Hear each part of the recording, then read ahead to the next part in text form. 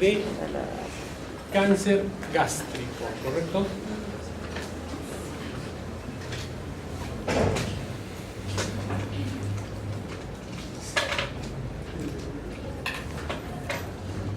Ya, ahora sí.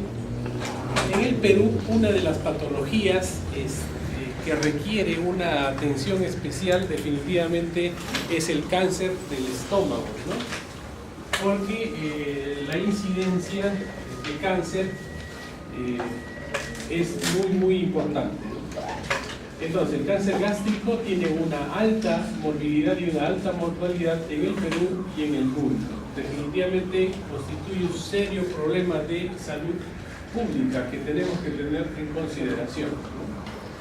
Si nosotros vemos, este es el mapa del cáncer gástrico a nivel mundial, es una tasa más o menos, un porcentaje por 100.000 habitantes. Vemos que en Rusia, en la China, en Portugal, en Chile, en Ecuador, en Costa Rica, está por encima del 30%, ¿correcto? Entre el 20 y 30 están el Perú, por ejemplo. El Perú, México, y hay zonas donde la incidencia es mucho menor. Por lo tanto, nosotros tenemos que tener en cuenta este tipo de patología porque nuestra incidencia no es nada despreciable, ¿no?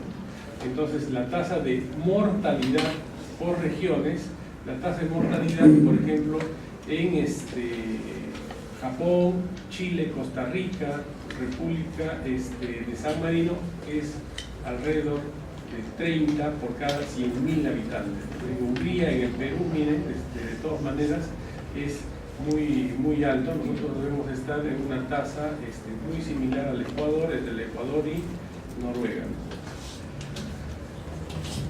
El cáncer gástrico en el Perú, en el departamento de Lima, 48.82%, y en otros departamentos el 51.18%. ¿Qué quiere decir? Del total de cánceres gástricos reportados en el Perú, alrededor de la mitad le corresponde al departamento de Lima y la otra mitad se divide en el resto del país. Con respecto a la epidemiología, ¿qué tenemos que tener en consideración con respecto a la epidemiología? La edad más frecuente donde se detecta el cáncer del estómago va entre los 50 y 70 años. Con respecto al sexo, el sexo en personas jóvenes va de 1 a 1, ¿no? Y cuando el cáncer gástrico se presenta en una persona joven, o sea, menor de 50 años, la mortalidad es muy alta, ¿no? En mayores de 50 años es más predominante el cáncer en el sexo masculino comparado con el sexo femenino, y la relación es alrededor de 2 a 1. En la clase social hay más incidencia en el nivel socioeconómico bajo, y con respecto a la raza africana, los asiáticos, incluso los de Hispanoamérica, tienen más incidencia de cáncer gástrico comparado a otro tipo de razas. Con respecto a la localización del cáncer gástrico tiende a ser mucho más proximal. Antes, hace 20 o 40 años, el cáncer era del estómago predominantemente distal, o sea, cánceres antrales, pilóricos. Actualmente el cáncer tiende a irse hacia la parte superior del estómago, entonces hay una migración del cáncer, y actualmente tenemos una cantidad bastante importante, por lo menos, de cáncer proximal, ¿no? De acuerdo a la localización en el estómago. Y el tipo intestinal es más predominante en las áreas geográficas de la mayor incidencia. Factores de riesgo. Como nosotros sabemos, hay algunas neoplasias que sí tienen relación directa con algunos factores que ya están demostrados su causalidad, o sea, causa-efecto. En el cáncer gástrico nosotros vamos a hablar de una serie de factores de riesgo. ¿Qué significa factores de riesgo?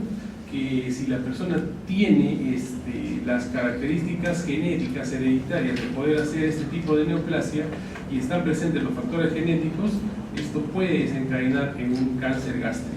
Por ejemplo, factores de riesgo a la edad avanzada, por eso es muy importante que ustedes consideren algunas recomendaciones en general para sus pacientes. A partir de los 45 años o de los 40 años, el paciente tiene que hacerse una endoscopía cada 5 años, ¿correcto? A partir de los 40. Y a partir de los 50 se tiene que hacer una colonoscopía cada 10 años. Entonces ya la edad avanzada es un factor de riesgo para la etiología de este tipo de cáncer. El género masculino, hemos visto que hay más predisposición de los hombres frente a las mujeres, la relación 2:1, ¿no? La clase social baja, por algún motivo, de repente aquí vamos a ver los hábitos higiénicos dietéticos, están también relacionados con el cáncer gástrico, ¿no? Ahora, con respecto a esto, por ejemplo, cuando uno come menos fibras, menos frutas, ¿no? Y las comidas generalmente son más con alto contenido de nitritos, nitratos, o sea, el anticucho, la parrilla y todo esto, puede generar definitivamente este tipo de patologías. Entonces, el tabaquismo, por ejemplo, también está metido aquí, o sea, no solo el tabaco tiene relación con la etiología del cáncer pulmonar, sino también está implicado en la génesis del cáncer gástrico, el alcoholismo, ¿no? La ocupación, los carboneros, por ejemplo, también están relacionados con la etiología del cáncer gástrico. Si ustedes se dan cuenta, son factores de riesgo. ¿Qué quiere decir? Que hay una observación de una serie de trabajos de investigación en estas personas o en estos grupos de riesgo, ¿ya? Pero no significa que esté en la clase social baja definitivamente le va a dar un cáncer gástrico, o sea, eso no es así, o el alcohólico va a terminar con un cáncer gástrico, o sea, no, son factores de riesgo y muchas veces la sumatoria de factores de riesgo va a desencadenar este problema de salud. Ya los factores biológicos y médicos, por ejemplo, la infección por el Helicobacter pylori o el virus del Epstein-Barr. Esto hace unos años era algo que definitivamente se trataba mucho, ¿no? Porque cuando se logra identificar al Helicobacter pylori como implicado en la gastritis, ¿no? Definitivamente se pensaba que también el siguiente paso era el cáncer gástrico, ¿no? Entonces todavía hay una lucha entre los que piensan de que el Helicobacter pylori está directamente relacionado con el cáncer gástrico y otros que dicen que no, o sea, no necesariamente, ¿no? Pero que puede ser un factor de riesgo. Como factor de riesgo tenemos que considerarlo, pero con la etiología directa para producir un cáncer gástrico no es así. Por ejemplo, en la población peruana, o sea, nosotros tenemos la incidencia del Helicobacter pylori bastante alta. Por ejemplo, de 10 personas, 9 tienen Helicobacter pylori. Solo uno no lo tiene. Y los 9 que tienen Helicobacter pylori, sintomáticos, o sea, gastritis y sintomatología de este tipo, pueden ser 4 o 3. Y estos que tienen sintomatología de enfermedad úlcero-péptica, o sea, la enfermedad péptica, reciben el tratamiento para el Helicobacter y pasa un año, menos de un año, otra vez están con el Helicobacter. Entonces, en el Perú tendríamos que ver si esto es realmente tiene una relación fuerte o no, ¿no? Pero tenemos que considerarlo como tal, como un factor de riesgo. La gastritis, por ejemplo, la gastritis atrófica crónica, la metaplasia intestinal, la displasia, las anemias perniciosas, los pólipos adenomatosos gástricos, son factores de riesgo, ¿no? Y esto es importante, la cirugía gástrica previa. ¿Ya? La cirugía gástrica previa. ¿Qué quiere decir? Por ejemplo, ya yo no he vivido esa era, ¿no? Porque si bien es cierto las patologías son las mismas, pero van cambiando y se van controlando muchas veces una serie de enfermedades con medicamentos que se van perfeccionando. ¿A dónde quiero llegar? que antes, cuando no existía o existía en forma muy limitada, por ejemplo, los inhibidores, los inhibidores de bomba, el omeprazol, especialmente el lansoprazol, o la ranitidina, o sea, los medicamentos que controlan los cuadros de esta enfermedad ácido péptica, o sea, las úlceras, la gastritis y todo esto, era muy frecuente las complicaciones por esta enfermedad. ¿Y qué complicaciones existían? Generalmente los pacientes ulcerosos hacían su perforaciones gástricas, hemorragias digestivas, entonces era muy frecuente. Entonces, cuando no teníamos a la mano los inhibidores de bomba, el omeprazol y todo, hace unos, yo calculo, 40 o 60 años, la patología de los cirujanos, así como ahora por ejemplo, ustedes ven operar apéndices, vesículas, hernias, en esa época se agregaban esta enfermedad ácido péptica. El paciente llegaba de emergencia perforado, todo el estómago perforado, tenían que hacer una cirugía y tenían que hacerle una cirugía tipo antrectomía, le sacaban el antro, ya ustedes han llevado técnica operatoria, una antrectomía, y para hacer la reconstrucción no era pues le hacían una Y de Rux y todo. Los cirujanos antiguos, los cirujanos clásicos, ¿qué es lo que hacían? Lo que hacían era una Billroth 2. ¿Han llevado ustedes Billroth 1, Billroth 2? ¿No es así? ¿Ya? Entonces algunos decían, no, yo le hago una Billroth 1, ya le hacían una Billroth 1. Le hacían Billroth 2, Billroth 2. Y algunos se dieron cuenta, no, pero hay mucho reflujo alcalino, mejor hay que hacerle un Brown complementario, Brown complementario. Eso han llevado en técnica operatoria, ¿no? Hasta que se empezaron a dar cuenta de que ese reflujo alcalino a la anastomosis del estómago generaba una constante lesión y lógicamente empezaba el cáncer gástrico a este nivel. Entonces por eso es importante remarcar esto de la cirugía gástrica previa. Pacientes que habían sido operados 10 o 15 años antes de una cirugía gástrica, aparecía el cáncer gástrico. Entonces ese es un factor de riesgo también. Actualmente la enfermedad ácido péptica es controlada muy fácilmente con los inhibidores de bomba y prácticamente nosotros ya no operamos perforaciones, hemorragias digestivas masivas, nada, porque prácticamente con tratamiento médico van muy bien estos pacientes y la experiencia es muy corta en este tipo de cirugías.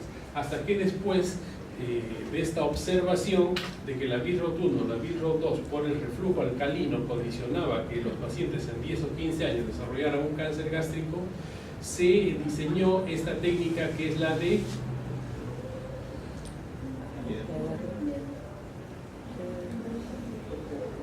la Y de Rux, que evita el reflujo alcalino. Entonces, más factores de riesgo. Esto es importante saberlo, conocerlo, porque ustedes tienen que manejar, tienen que recomendar a sus pacientes cómo tienen que alimentarse fundamentalmente, ¿no? Los hábitos dietéticos nutricionales, por ejemplo, aquí vienen los alimentos ahumados. Nadie les dice de que de acá salgan todos a prohibir definitivamente a comer sus anticuchos, las parrillas y todas esas cosas, pero definitivamente tratar de restringirse. Porque el otro día comentamos por qué los chinos tienen más incidencia, eso porque son chinos, porque comen. ¿Ya? Entonces los alimentos ahumados definitivamente tienen una gran cantidad de nitritos que sí están en relación con la etiología del cáncer gástrico. Comida no refrigerada. Las comidas no refrigeradas generalmente es porque se empiezan un producto de la putrefacción de los alimentos son nitritos. Entonces, estas sustancias están también relacionadas como un factor de riesgo para desarrollar cáncer gástrico. El bajo consumo de proteínas y grasas también, ¿no? Aquí de repente viene la clase social media o baja, donde el acceso a los alimentos ricos en proteínas y en grasas es bastante limitado, porque predominantemente la alimentación es a través de carbohidratos, ¿no? La comida salada, hay que tener muy en cuenta la comida salada. En la sierra, ustedes han escuchado hablar del famoso charqui, ¿sí o no? ¿Cómo es el charqui? Comida salada. Y en la costa el pescado seco salado, ¿no? Pescado igualito con sal. Eso también está relacionado. consumo alto de nitratos, especialmente en las parrillas, ¿no? El carboncito de la parrilla, ahí está, el anticucho. Una vez a la semana, una vez al mes, no está mal, pero todos los días ya hay que tenerlo. Ahora, el consumo también bajo de alimentos que tengan una gran cantidad de vitamina A y vitamina C. Se ha demostrado que la vitamina A y la vitamina C tienen un factor protector. Factores hereditarios definitivamente están ligados, ¿ya? En general, para todas las patologías, ustedes tienen que investigar con respecto a los antecedentes. Por ejemplo, dicen, no, sí, su mamá, la abuela, el familiar, cáncer de mama, tienen que prestarle mucha atención porque ese paciente potencialmente puede hacer un cáncer de mama, ¿no? Igualito, no, toda la familia ha muerto de cáncer gástrico, tienen que también ya hacer un seguimiento al paciente para que se pueda detectar a tiempo esa patología. Antecedentes familiares de cáncer gástrico es muy importante, ¿ya? A los antecedentes familiares. La enfermedad de Menetrier también, la poliposis adenomatosa familiar, y existe ya estudios donde se relacionan con una mutación de una serie de genes, ¿no? El CDH1, por ejemplo, ¿no? Y hay una serie ya, estos estudios genéticos se están haciendo muy similar a otro tipo de patologías. Esto es importante. Personas con sangre de tipo A. Entonces se ha observado de que personas con sangre de tipo A tienen más predisposición a hacer un cáncer gástrico. Entonces, con esto hemos visto una serie de factores de riesgo que nosotros podemos controlar e intervenir para evitar el desarrollo del cáncer gástrico, ¿no? Entonces, esto es un programa donde podemos ver el Helicobacter pylori y otros factores de riesgo. Tienen una gastritis superficial crónica, gastritis atrófica, van a la metaplasia y es muy similar en el del esófago a la displasia, al adenocarcinoma, ¿no? Entonces, en esta hay una asociación y aquí sí hay una asociación intensa. Cuando ya tenemos metaplasia, displasia, hay que estar o los adenomas, hay una asociación intensa para poder desarrollar el cáncer gástrico. ¿Y el cáncer gástrico es un cáncer de tipo escamoso o es un adenocarcinoma? Adenocarcinoma, por el tipo de celularidad o por el tipo de epitelio que tenemos en la mucosa, ¿correcto? Entonces, esta es una foto del Helicobacter pylori, ¿no? Que actúa a nivel de los desmosomas, separándolos un poco a las células, y la inflamación está a ese nivel, ¿no? Por eso es que se piensa de que podría estar relacionado con el cáncer gástrico. Para los que defienden la asociación, el Helicobacter pylori, gastritis crónica multifocal, tiene que sumarse una serie de factores genéticos ambientales. Se desencadena la metaplasia intestinal, la displasia leve, moderada y severa, y aparece el cáncer gástrico. Algunos con Helicobacter o algunos con factores de riesgo ambientales, pero esto es el camino: metaplasia intestinal, displasia leve, moderada, displasia severa y cáncer gástrico. Esta es la reconstrucción ideal para un paciente operado de un cáncer gástrico. Ahora, cuando ustedes se enfrentan a un paciente que tiene un cáncer gástrico, piensan de que no van a vivir más. Eso es el común denominador. Señor, usted tiene un cáncer de piel, por ejemplo, ¿no? Le hacen la resección y saben que no hay problema. Mucho se relaciona en que la comida es vida, ¿no? Y eso es lo que también es un dicho bastante conocido, donde dice: el que no come, o el enfermo que come,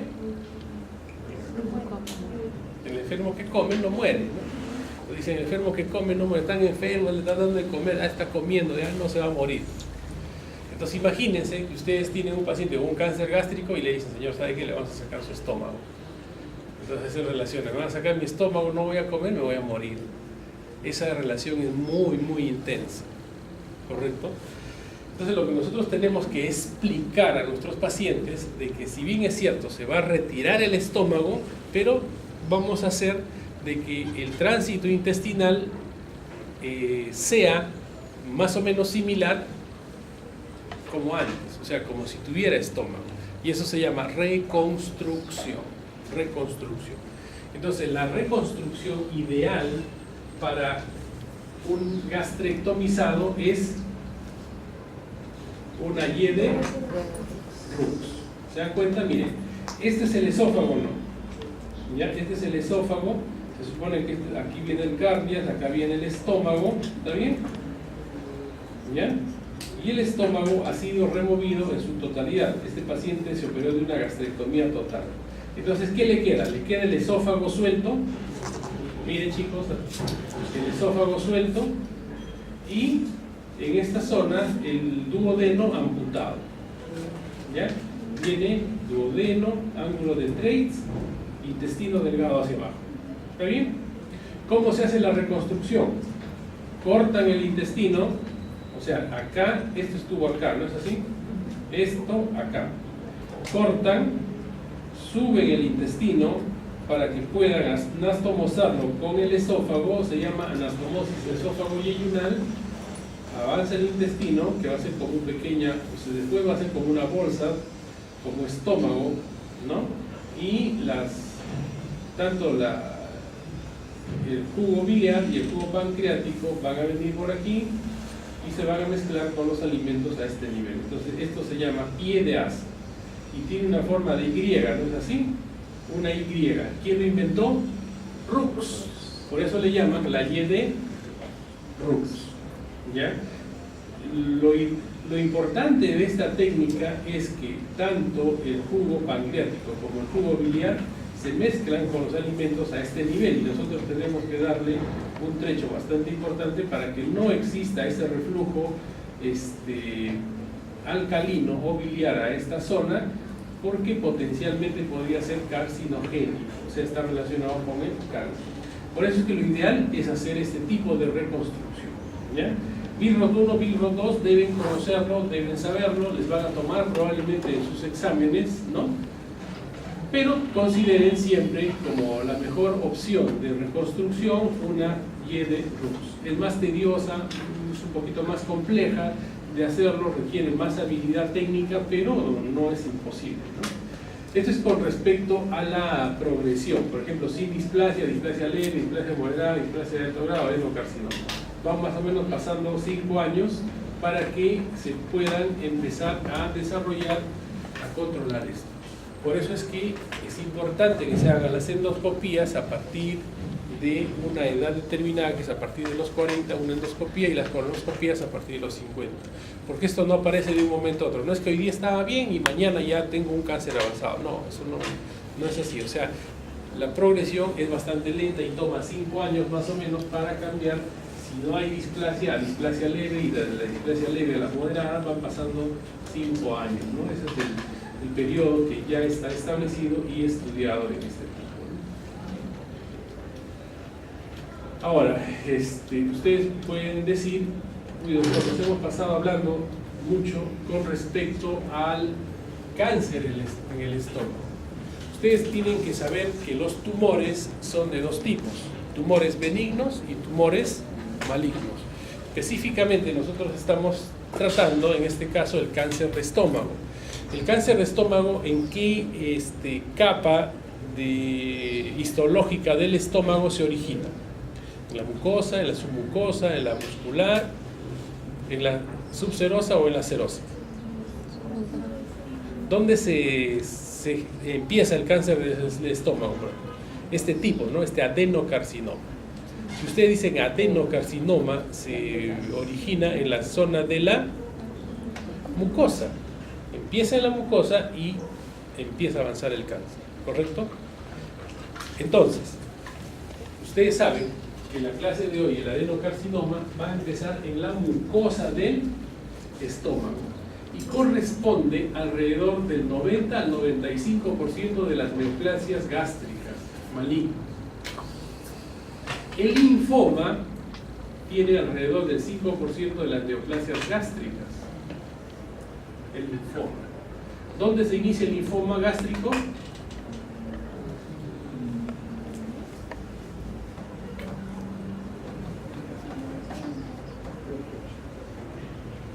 El linfoma gástrico también se inicia en la mucosa.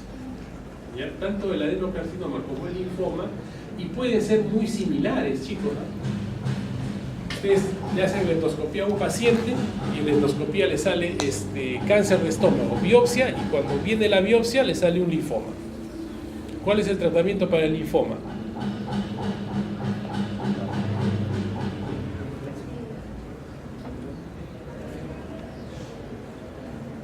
El tratamiento para el linfoma es quimioterapia. El paciente recibe su quimioterapia y se cura, ¿correcto?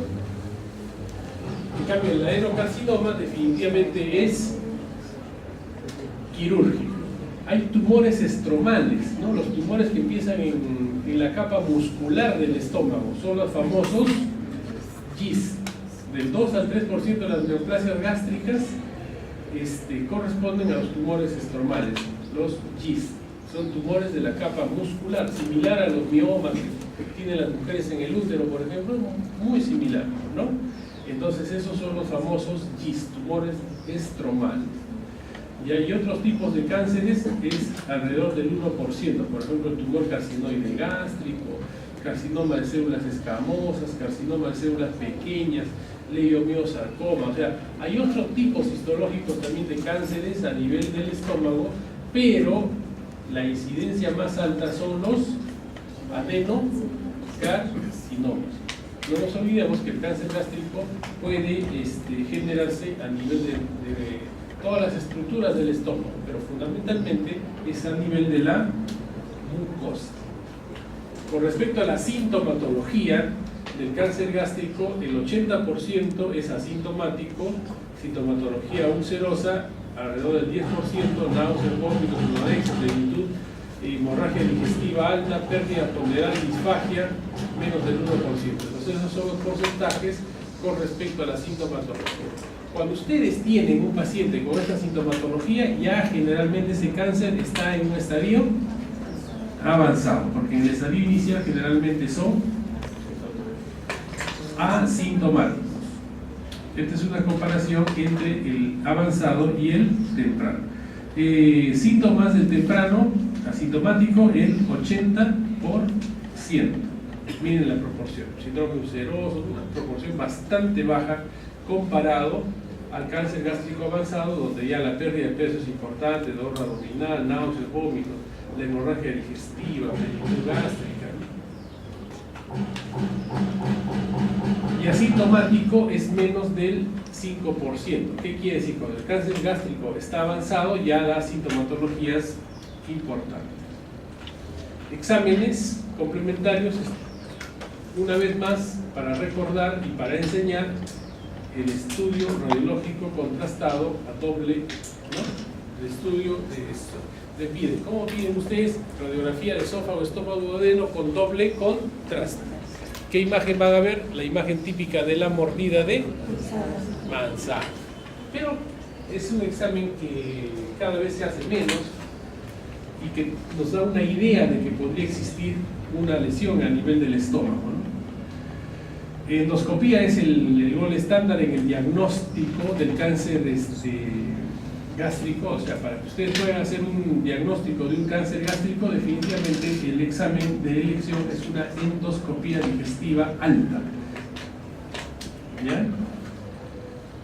Con respecto a la patología, vemos que el tipo intestinal en el Perú es mucho más frecuente, entre el 50 al 60%, y el tipo difuso, que es el endémico, entre el 30 y el 40%. Nosotros tenemos más cáncer de tipo intestinal.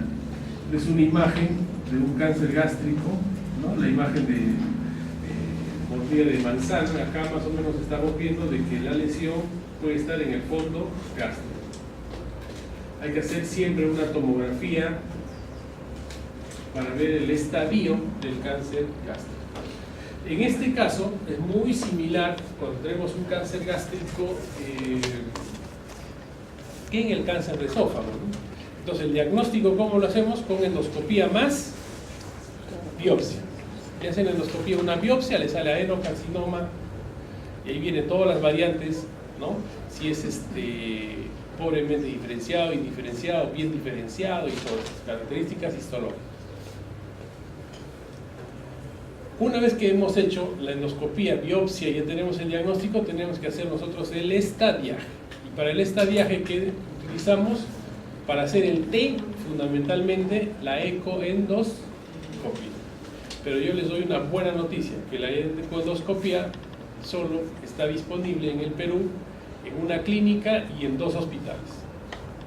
Tiene ecoendoscopía en Rebagliati, tiene ecoendoscopía el INEM y tiene ecoendoscopía la clínica, me parece, San Felipe, ¿no? Entonces es muy limitado. Pero si hay que hacer una ecoendoscopía, se hace la ecoendoscopía. Le hacen endoscopía con ecografía para que puedan ver el T y también la N, ¿no? Pero para ver la M tienen que hacerle una... ¿Qué le hacen para ver M? Tomografía, resonancia magnética, fundamentalmente tomografía. Entonces, para el estadiaje del cáncer gástrico, ustedes están en la obligación de pedirle una ecoendoscopía de preferencia y una tomografía. ¿Ya? Ahora miren, el cáncer gástrico se inicia a nivel de la mucosa. Esta es la mucosa, aquí está la submucosa, esta es la capa muscular, la serosa. ¿Está bien? Esas son las capas. Cuando el cáncer gástrico, nosotros lo catalogamos como cáncer gástrico temprano, ¿ya? Cáncer gástrico temprano, tenemos que está originado en la mucosa y tiene un tipo protruido. Entonces este es el tipo 0, todos son tipo 0, tipo 0,1, tipo 0,2 que es el plano, ¿no?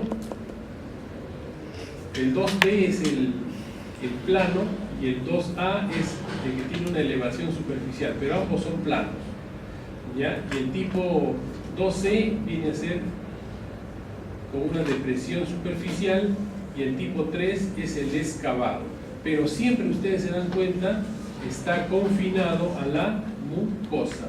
Entonces este es un cáncer gástrico tipo temprano.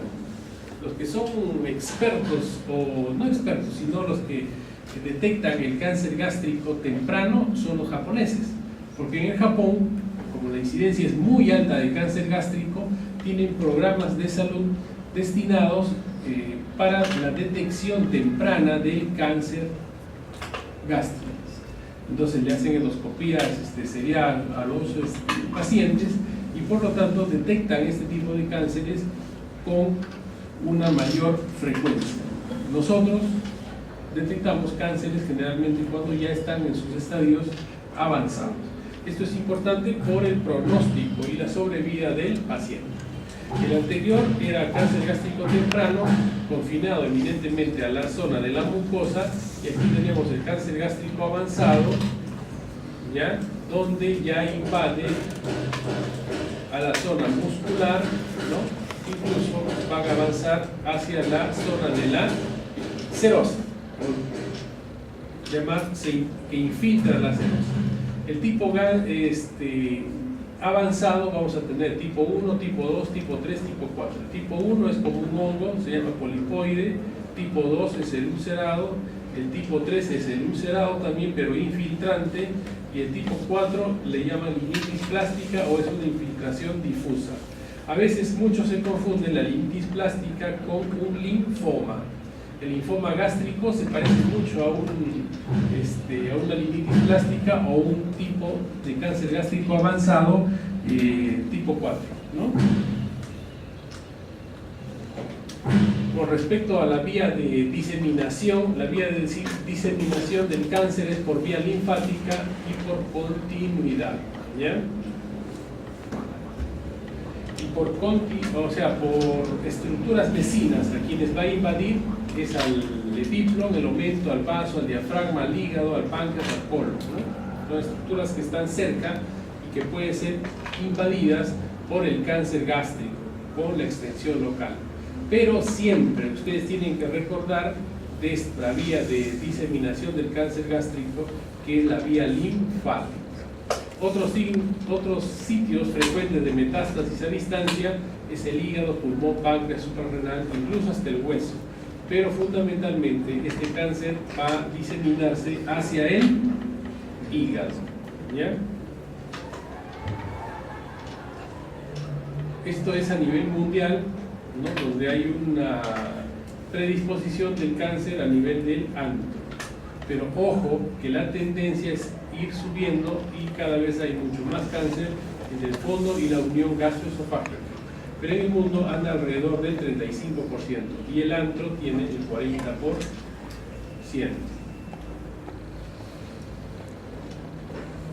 Con respecto al T, este es el T in situ, mucosa superficial, mucosa profunda, esta es la parte de la submucosa, esta es la zona muscular, circular interna y longitudinal externa, dos capas musculares.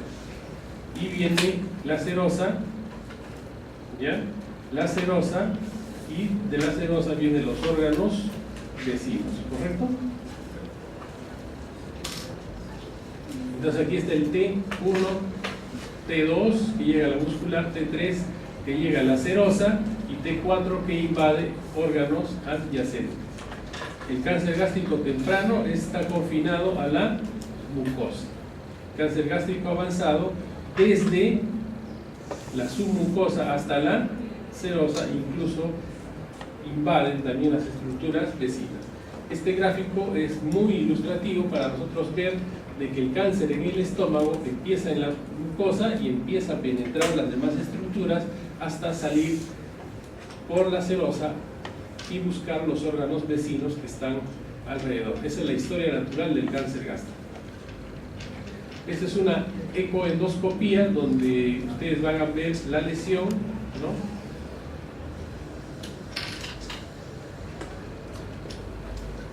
Grupos ganglionares.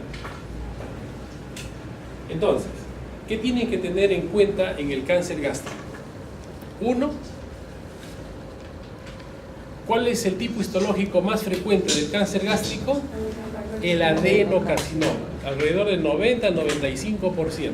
O sea, cuando ustedes tienen un cáncer gástrico, aciertan, así como aciertan en sus exámenes que dan rutinariamente, esta puede ser y acertaron. Adenocarcinoma, 95%. ¿Correcto? ¿Cómo se trata el adenocarcinoma? Con una cirugía. Y la cirugía en el estómago tiene dos tiempos. Uno es la remoción del órgano y segundo es la reconstrucción. Y en la remoción hay que tener en consideración dos cosas más. Uno, que hay que sacar el estómago, y dos, limpiar las zonas de probable diseminación de este cáncer. Y hemos visto que la diseminación más importante en el cáncer gástrico es por vía linfática. Entonces, sacamos el órgano, pero también sacamos los ganglios por donde puede estar avanzando el cáncer gástrico. Esa es la idea que tenemos que tener. Entonces, nuestra cirugía se llama gastrectomía más disección ganglionar. ¿Está bien? Entonces, en la operación que nosotros vamos a hacer es una gastrectomía, sacar el estómago, más disección ganglionar. ¿Qué significa disección ganglionar? Limpiar las estaciones ganglionares por donde el cáncer puede estar avanzando. Eso es en la parte de la remoción. Y en la reconstrucción, cuando ya sacamos el estómago, los ganglios, tenemos que volverle a reconstruir el tubo digestivo. Por lo tanto, ahí viene la anastomosis, ¿no? Esófago yeyunal en Rie de Rux, que es la primera imagen que hemos visto, es lo ideal para la reconstrucción. Les pueden decir, no, pero yo tengo experiencia de que hago un Billroth 2, hagan el Billroth 2. No, yo quiero hacer un Billroth 1, hagan su Billroth 1. ¿Cuál es el mejor? La hiedra. Por lo que ya habíamos comentado. Que el otro se puede hacer, ¿no? Pero entonces, los japoneses son los que más han estudiado esto, lo del cáncer gástrico. Por lo tanto, vamos a tener las estaciones ganglionares. Todos los grupos ganglionares que están pegados alrededor del estómago, se llaman perigástricos. Y los que están fuera del estómago son los extraperigástricos. ¿Correcto? Entonces, cuando ustedes hacen una gastrectomía, hay sus variantes muy pequeñas, ¿no? Donde dicen, no, yo le hago una gastrectomía de 2, pero he dejado la 10 porque el tumor era antral, o le he dejado el grupo 6 porque el tumor era polar superior, o le he dejado, o sea, ya entran a una discusión fina, que entran a trabajos de investigación, que yo propongo esto, propongo el otro, pero que los pueden confundir, y definitivamente yo creo que eso no les vamos a tomar el examen, no vamos a hacer énfasis ni nada por el estilo, pero si yo quisiera fastidiarlos como se merecen por no haber venido hoy día a la clase, no ustedes, entonces les preguntaría una cosa que no me van a responder nunca, y eso no es la idea. Lo que quiero que sí me graben bien en lo que son grupos ganglionares es que hay grupos que están pegados al estómago y grupos que están fuera del estómago, ¿ya? Entonces, miren chicos, estos son los grupos ganglionares. El grupo 1 se llama paracardial derecho, el grupo 2 paracardial izquierdo, y su nombre no es difícil. Uy, el doctor nos está enseñando algo que es imposible de memorizar. ¿Cómo se llama esta zona? Cardias. Si está al costadito en el lado derecho, paracardial derecho. Si está al costadito al lado izquierdo, paracardial izquierdo. Esto, ¿dónde está? En la curvatura menor. ¿Cómo se llama ese grupo ganglionar? Curvatura menor. ¿Cómo se llama el grupo 4? Curvatura mayor. ¿Cómo se llama el 5? Encima del píloro. Suprapilórico. Debajo del píloro. Infrapilórico. Entonces se dan cuenta como de coquito. Paracardial derecho, paracardial izquierdo, curvatura menor, curvatura mayor, suprapilórico, infrapilórico. Son los 6 grupos ganglionares que están pegados al estómago. ¿Correcto? Luego bien, grupo 7, gástrica izquierda. Grupo 8, hepática. Grupo 9, tronco celíaco. Grupo 10, ilio esplénico. Grupo 10, ilio esplénico. Grupo 11, arteria esplénica. Grupo 12, ilio hepático. Grupo 13, retropancreático, detrás del páncreas. Grupo 14, arteria y vena mesentérica superior. Grupo 15, cólica media. Grupo 16, paraaórticos o periaórticos. Entonces se dan cuenta, los grupos ganglionares son muy sencillos de memorizar. ¿Para qué nos sirve estos grupos ganglionares? Nos sirve para ver el tipo de disección que vamos a ofrecer a nuestro paciente. ¿Correcto? Si nosotros hacemos una gastrectomía total o subtotal, esa es una parte de nuestra cirugía. Tenemos que hacer la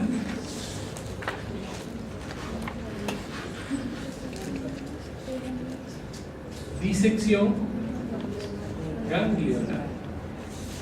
Y hay 3 tipos de disección ganglionar. 3 tipos de disección ganglionar.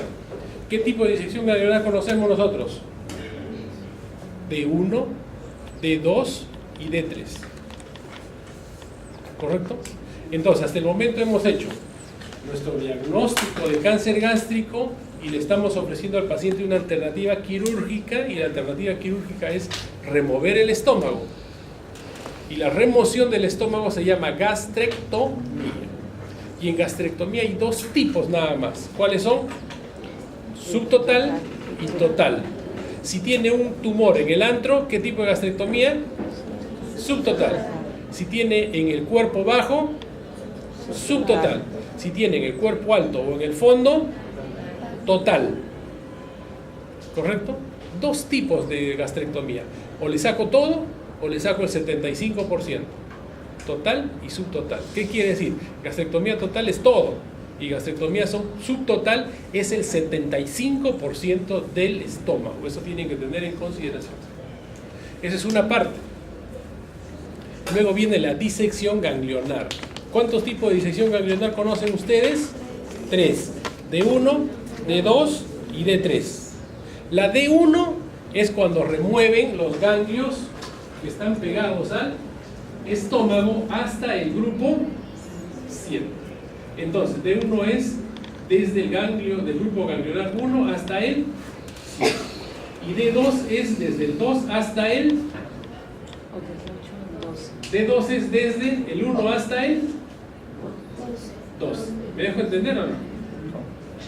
Cuando le dicen ustedes gastrectomía total más disección ganglionar D1, han escrito en la historia, ¿ustedes qué asumen? Piensan que han sacado hasta el grupo 7. O sea, todos los que están pegados al estómago y más el 7. Eso es D1. Si le dicen, es un paciente de 50 años con un cáncer gástrico avanzado y el cirujano le ha hecho una gastrectomía total y una disección ganglionar D2, ¿qué asumen ustedes? Que le han sacado desde el 1 hasta el 12. Y si le dicen, este es un paciente que se le ha hecho una gastrectomía total y una disección ganglionar D3, ¿qué significa? Que le han sacado hasta el grupo 16, o sea que le han sacado el alma al paciente, porque esas cirugías ya son cirugías técnicamente bonitas, ¿no? Porque miren, estoy en la aorta, estoy sacando los ganglios, estoy pelando, estoy limpiando, ¿no? Pero la morbilidad y la mortalidad es muy alta en estos pacientes con gastrectomía y disección ganglionar D3. Por lo tanto, hay una serie de estudios de investigación que se han hecho a nivel del mundo, ¿no? Los americanos dicen, una gastrectomía con disección D1 suficiente para el paciente, ya, suficiente, no le hago más. Y los japoneses dicen, no, pero nosotros hemos visto de que una D3 nos ayuda. Pero ellos mismos plantearon, o sea, los japoneses, que es demasiado hacerle una gastrectomía con disección ganglionar D3. Se puede hacer, pero se mueren los pacientes. Y el riesgo-beneficio no es tal. O sea, hacer una D2 con una D3, el paciente tiene la misma expectativa de vida y de cura. ¿Qué quiere decir? Si le haces una D2, el paciente va a vivir igual que el que le has hecho una D3 en lo que es pronóstico. Entonces, no vale la pena hacer una D3 y someter a nuestro paciente a una mortalidad más alta, cuando con una D2 es más que suficiente como para curar a ese paciente, o darle por lo menos una cirugía con intención curativa.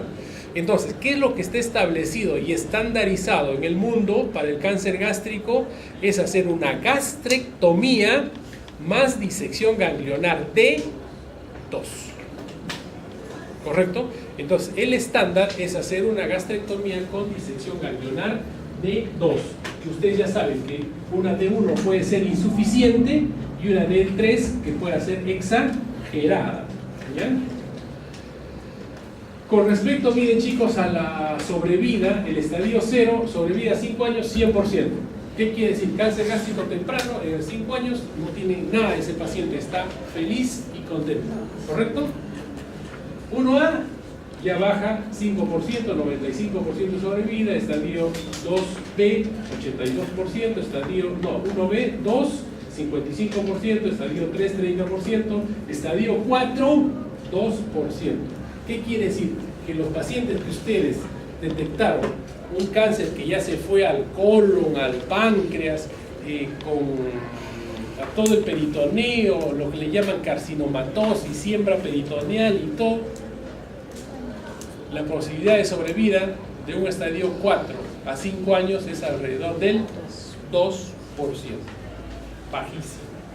Por eso es importante, no solo en el cáncer de esófago, en el cáncer de estómago, en todas las neoplasias, es la detección temprana, la detección precoz.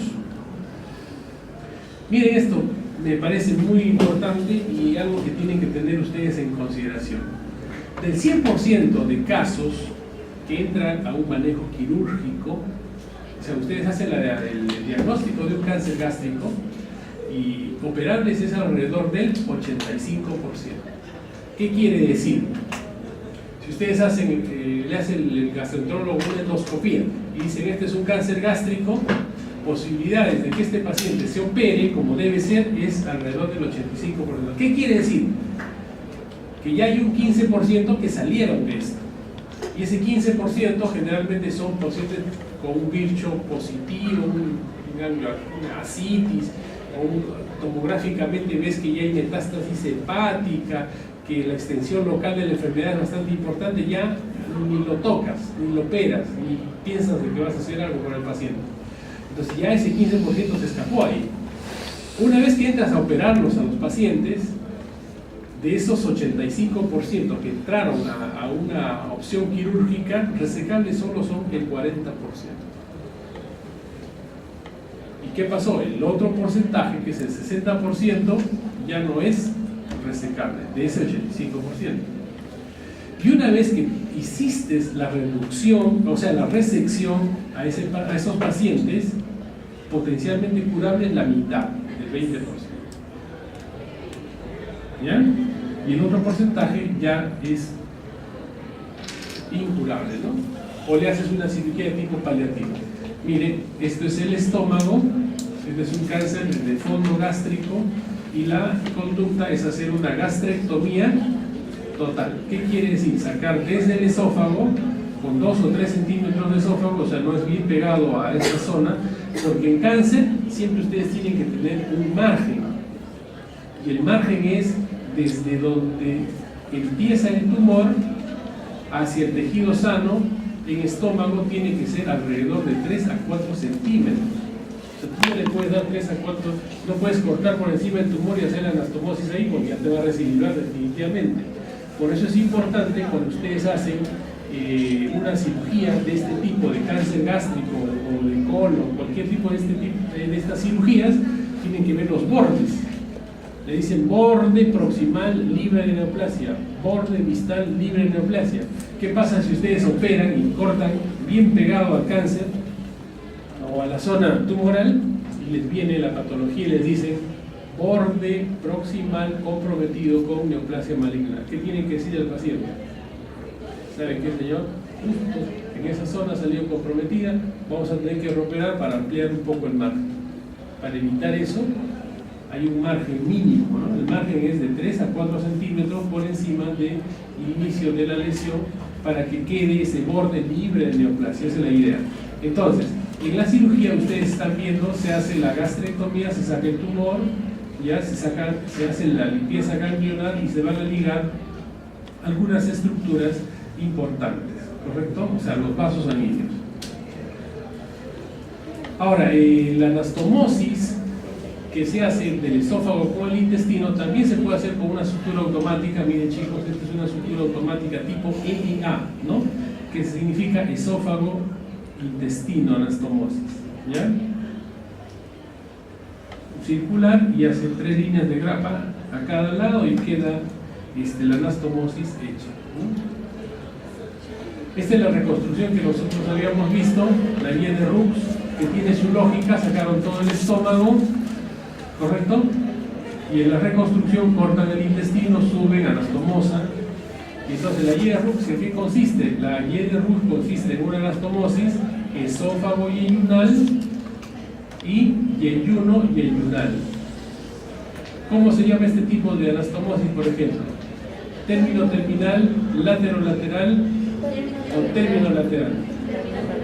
Término terminal. Están listos para su examen del día de mañana de técnica operatoria. Porque eso han hecho en técnica, ¿no es así? ¿Sí o no? Pues no les van a preguntar eso, así que no sé. Ya. ¿Y esto qué es? ¿Qué tipo de anastomosis? ¿Yeyuno yeyunal? Término lateral. ¿Y cómo sería lateral? Si anastomosan esto con esto, ¿no? ¿Y ustedes han hecho, no? Lateral. ¿Un bravo complementario qué es? Lateral. ¿Y qué tal? ¿Se sienten bien haciendo sus anastomosis o no?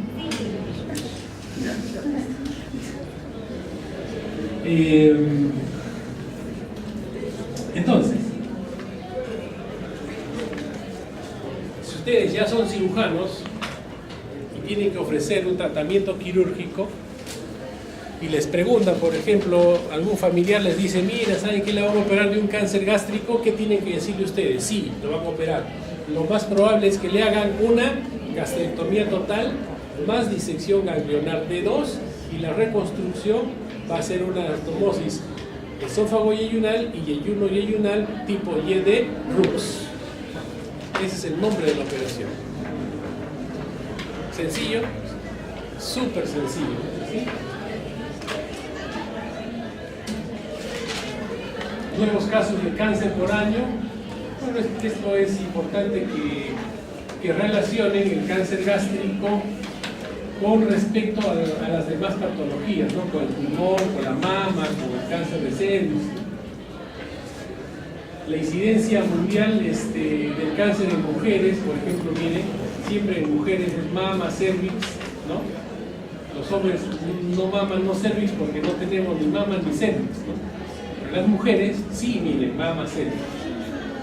El estómago en cuarto lugar y los hombres miren pulmón, estómago, colon, próstata y el cáncer. Por eso, el cáncer gástrico en el hombre hay que tener mucho en consideración. Porque la mujer definitivamente, mama, uterino, siempre está presente.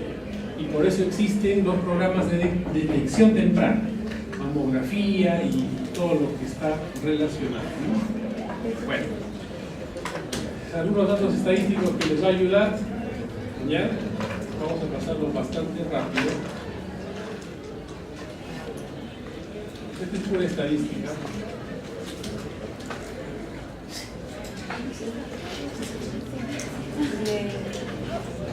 Tranquilos. Para redondear, ¿qué necesitamos saber? 1, que el cáncer gástrico es muy frecuente en el Perú. 2, que existen una serie de factores de riesgo que tenemos que controlar. 3, que el diagnóstico se hace por endoscopía y biopsia. 4, la ultrasonografía endoscópica ayuda a hacer el T y el N con precisión y una tomografía importante va a ver la metástasis. Depende del estadio clínico, quirúrgico y patológico en que nosotros nos encontremos para el pronóstico del paciente. Más temprano, mejor esperanza de vida. Avanzado, poca esperanza de vida. Para hacer el tratamiento, gastrectomía, sacamos el cáncer más disección ganglionar y la reconstrucción ideal puede ser Virus 1 o Virus 2, pero lo ideal es el Y de Rux. ¿Correcto? Sí. Y en disección ganglionar tienen de 1, de 2, de 3. ¿Cuál es lo ideal? De 2. La D1 insuficiente y la D3 exagerada. Muchísimas gracias, chicos.